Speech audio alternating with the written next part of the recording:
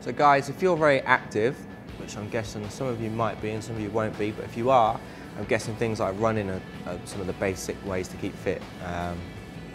So some of my kind of top tips for stretching, I guess. I think one is kind of a general all over body stretch.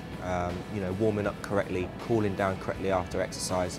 That's basically kind of rule 101. Second is to keep those hamstrings supple. Because obviously running and doing leg exercises and squats, which is a big craze at the minute, everyone likes that shape.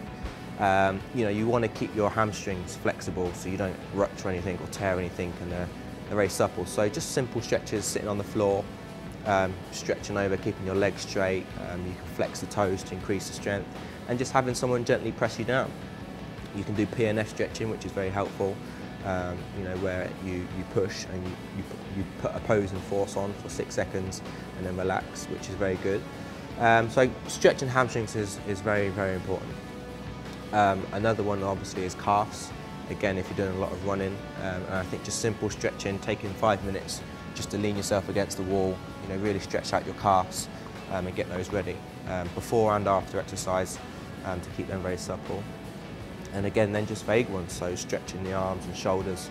In gymnastics, we need supple shoulders. I have quite stiff ones, but generally they're quite flexible. So perhaps on the wall bars, using your own body weight to stretch is also a very good one. Putting them up against the side of the wall, stretching out your top of your pecs and shoulders that way. Very useful exercises. And I guess a very gymnastics related one is the splits. Everyone likes to do the splits. It's called party trick, but it is very helpful. It's very good to keep the glutes, the groin, everything to keep very supple. And just small stretches, a little bit more each time, and hopefully you can see a progression and get further down into the splits. But those are kind of my general kind of stretches, are very important. But make sure what you have worked out you can stretch afterwards, because obviously you reduce the risk of feeling sore the next day. So going forward on diet, if you're really starting to pay attention to how much training you're doing and you really want to start seeing weight loss, I think the best way and the most sensible way is just to have a good diet, just a sensible diet, a good balanced diet. Not having fatty, greasy foods, not having excessive snacks during the day, and just thinking about what it is you're eating and what you're putting into your body. Obviously, if you're doing more exercise, you're going to require more energy. Making sure you're getting the right protein and carbohydrates with your meal at lunchtime and in the evenings.